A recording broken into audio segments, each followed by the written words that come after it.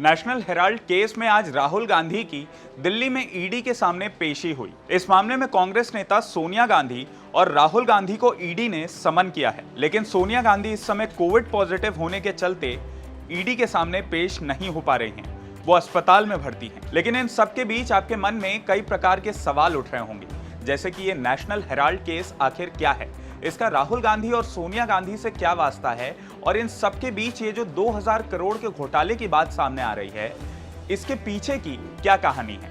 तो आज हम इस चर्चा में इन्हीं सब विषयों पर बात करेंगे, तो इस वीडियो को एंड तक जरूर देखिएगा। और अगर आप इस चैनल पर नए हैं तो खबर विभाग को जरूर सब्सक्राइब करिए। नमस्कार, मेरा नाम है प्रियांशु सिंह और आप देख रहे हैं खबर विभाग। नेशनल हेराल्ड मामले के इर्द गिर्द चल रही राजनीति को जानने से पहले यह समझना जरूरी है कि यह नेशनल हेराल्ड केस आखिर है क्या। नेशनल हेराल्ड दरअसल एक अखबार है और ये आजादी के पहले से छप रहा अखबार है। इस अखबार की शुरुआत होती है 1938 में। इंदिरा गांधी के पिता और देश के पहले प्रधानमंत्री जवाहरलाल नेहरू ने 1938 में इसकी नींव रखी। इस नेशनल हेराल्ड का प्रकाशन करने वाली कंपनी का नाम था एसोसिएटेड जर्नल्स लिमिटेड। इस कंपनी की स्थापना 1937 में की गई थी और नेहरू के अलावा कुल 5000 स्वतंत्रता सेनानी इसके शेयर होल्डर्स थे। ये कंपनी 2 और दैनिक अखबारों का प्रकाशन करती थी, उर्दू में कौमी आवाज और हिंदी में नवजीवन। इंटरेस्टिंग बात ये थी कि ये कंपनी किसी एक व्यक्ति के नाम पर नहीं थी। देखते ही देखते आजादी की लड़ाई के दौरान नेशनल हेराल्ड स्वतंत्रता सेनानियों की आवाज को स्थान देने वाला प्रमुख मुखपत्र बन गया। नेहरू इस अखबार में संपादकीय यानी एडिटोरियल लिखते थे और ब्रिटिश सरकार की नीतियों की कड़ी आलोचना करते थे। अंग्रेजी सत्ता को अखबार का ये तेवर चुभने लगा। आखिरकार 1942 में अंग्रेजों ने इस समाचार पत्र को बैन कर दिया, लेकिन 1945 में इस अखबार को फिर से शुरू किया गया। 1947 में भारत को स्वतंत्रता मिली। नेहरू देश के पहले प्रधानमंत्री बने और उन्होंने अखबार के बोर्ड के अध्यक्ष के रूप में इस्तीफा दे दिया, लेकिन अखबार का प्रकाशन जारी रहा और कई नामी पत्रकार इसके संपादक बने। यह अखबार कांग्रेस की नीतियों के प्रचार प्रसार का मुखर जरिया बना रहा। इस बीच 1962-63 में 0.3365 एकड़ जमीन दिल्ली मथुरा रोड पर 5A बहादुर शाह जफर मार्ग पर एजीएल यानी एसोसिएटेड जर्नल्स लिमिटेड को आवंटित की गई। 10 जनवरी 1967 को प्रेस चलाने के लिए भवन निर्माण के लिए भूमि और विकास कार्यालय द्वारा एजीएल के पक्ष में एक स्थायी लीज डीड बनाई गई। इसमें कहा गया कि बिल्डिंग का और कोई इस्तेमाल नहीं होगा। अब इस लाइन पे आप जरा गौर करिएगा। इसमें साफ ये लिखा गया था कि इस बिल्डिंग का इस्तेमाल किसी और चीज के लिए नहीं हो सकता। ये बात अपने ध्यान में जरूर रखिएगा, क्योंकि आने वाले समय में हम आपको इसके बारे में एक बहुत ही महत्वपूर्ण जानकारी देंगे। साल 2008 में कांग्रेस की अगुवाई में जब यूपीए सत्ता में थी तो अखबार का प्रकाशन एक बार फिर से बंद कर दिया गया। वजह बताई गई कि कंपनी वित्तीय घाटे में है और अखबार संचालन के खर्चे नहीं उठा पा रही है। 2010 में इस कंपनी के 1057 शेयर होल्डर्स थे। अब यहां एंट्री होती है यंग इंडिया लिमिटेड की। यंग इंडिया लिमिटेड यानी YIL दरअसल एक कंपनी है जिसकी शुरुआत साल 2010 में हुई। राहुल गांधी तब कांग्रेस के महासचिव थे और वही इस कंपनी के डायरेक्टर भी बने थे। इस कंपनी की स्थापना 5 लाख रुपए से की गई थी। इस कंपनी का 38% शेयर राहुल गांधी के पास, तो वहीं और 38% उनकी मां सोनिया गांधी के पास थे। बाकी के 24% शेयर कांग्रेस के नेता मोतीलाल वोरा, ऑस्कर फर्नांडिस, पत्रकार सुमन दुबे और कांग्रेस नेता सैम पित्रोदा के पास थे। कांग्रेस का कहना है कि ये अलाभकारी कंपनी यानी एनजीओ है और इसके शेयर धारकों और डायरेक्टर्स को कोई लाभांश नहीं दिया गया। लेकिन कांग्रेस की इसी बात पर अभी सुबह ही बीजेपी नेता स्मृति ईरानी ने सवाल उठाए हैं। उनका कहना है कि अगर ये कंपनी एक एनजीओ है तो इन्होंने समाज सेवा का कोई काम क्यों नहीं किया। यंग इंडिया ने अपनी स्थापना के वक्त एक लाइसेंस लिया under section 25 of companies act कि वो सिर्फ चैरिटी करेंगे। लेकिन साल 2016 में यंग इंडिया ने इस बात को स्वीकार किया कि उन्होंने 6 वर्ष की अवधि में चैरिटी का एक भी काम नहीं किया। प्रश्न यह उठता है, कंपनी बनाई जाती है समाज सेवा के लिए, लेकिन समाज की सेवा नहीं, वो कंपनी मात्र गांधी खानदान की सेवा करने तक सीमित हो जाती है।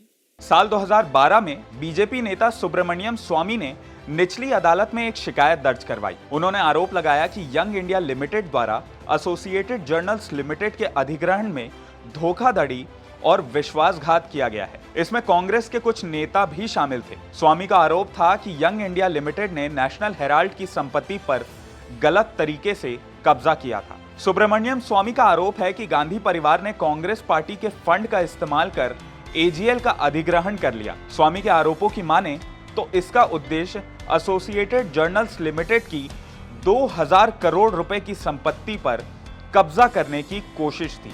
बता दें कि जब 2008 में नेशनल हेराल्ड बंद हो रहा था, तब तक एसोसिएटेड जर्नल्स लिमिटेड पर कांग्रेस का 90 करोड़ रुपए का कर्ज था।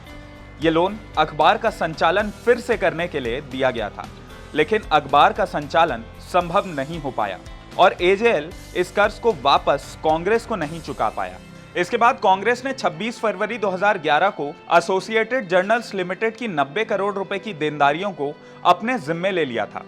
इसका मतलब यह हुआ कि पार्टी ने इसे 90 करोड़ का लोन दे दिया था। अब स्वामी का आरोप है कि यंग इंडिया लिमिटेड ने 90 करोड़ रुपए की वसूली के अधिकार को प्राप्त करने के लिए मात्र 50 लाख रुपए का भुगतान किया था, जो कि एसोसिएटेड जर्नल लिमिटेड पर कांग्रेस पार्टी का बकाया था। 2010 में यंग इंडिया ने इस 50 लाख के बदले कर्ज को माफ कर दिया और एजेएल पर यंग इंडिया का नियंत्रण हो गया।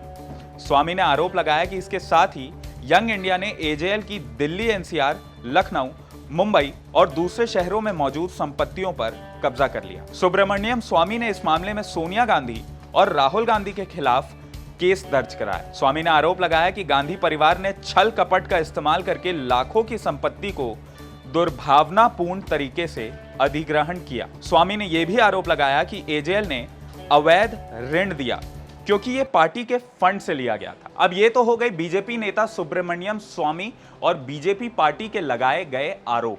इस पे कांग्रेस का क्या कहना है, चलिए ये भी जान लेते हैं। स्वामी के आरोपों पर कांग्रेस ने कहा कि इस मामले में स्वामी को सुने जाने का कोई अधिकार नहीं है, यानी कोई लोकस स्टैंडी नहीं है और ये केस सिर्फ राजनीतिक दुर्भावना से फाइल किया गया है।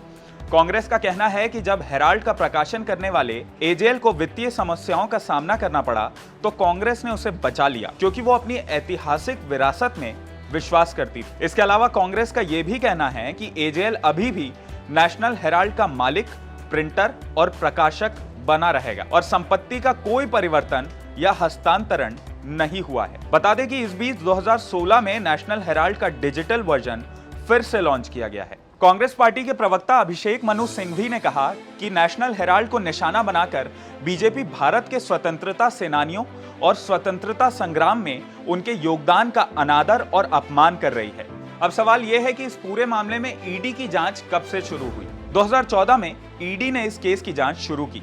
ईडी ये पता लगाना चाहती थी कि क्या इस केस में किसी तरह की मनी लॉन्ड्रिंग हुई है। ईडी की जांच चलती रही।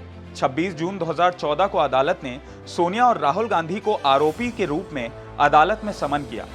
सितंबर 2015 में ईडी ने फिर से इस केस की जांच शुरू की। दिसंबर 2015 को सोनिया और राहुल इस मामले में पटियाला कोर्ट में पेश हुए और अदालत द्वारा उन्हें जमानत मिल गई। 2016 में इस केस में सुनवाई चलती रही। सुप्रीम कोर्ट ने सोनिया और राहुल के खिलाफ चल रहे मामलों की सुनवाई पर रोक लगाने से इनकार कर दिया, लेकिन सोनिया, राहुल समेत दूसरे नेताओं को इस मामले में निजी रूप से अदालत में हाजिर होने से छूट दे दी।